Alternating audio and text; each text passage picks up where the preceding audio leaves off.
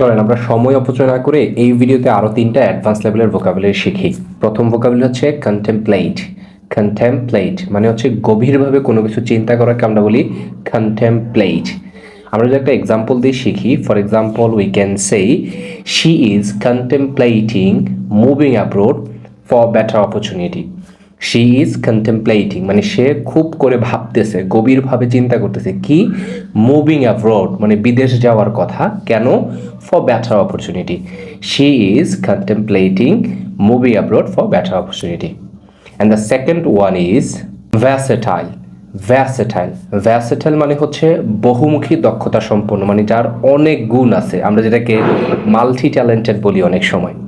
তাহলে আমরা যদি একটা এক্সাম্পল দেই, আমরা বলতে পারি he is a versatile actor. He is a versatile actor. He is a versatile actor মানে সে বহুমুখী দক্ষতা সম্পন্ন একজন অভিনেতা, এরকম বলতে পারি। আমাদের 3 নম্বর ভোকাবুলারি হতে পারে ইনহেরেন্ট। ইনহেরেন্ট ইনহেরেন্ট মানে হচ্ছে সহজাত স্বভাব, যার জন্মগত একটা স্বভাব বা স্বাভাবিকভাবেই থাকে এরকম। For example we can say risk is inherent in every business. Risk is inherent in every business মানে হচ্ছে ঝুঁকি সকল বিজনেসে একেবারে স্বাভাবিকভাবেই থাকে। একটা বিজনেস শুরু করা মানেই ঝুঁকি থাকবে, এরকম একটা সহজাত প্রবণতা যেটা থাকে সেটাকে আমরা ইনহেরেন্ট বলি। If you really like this video, don't forget to react, comment and share.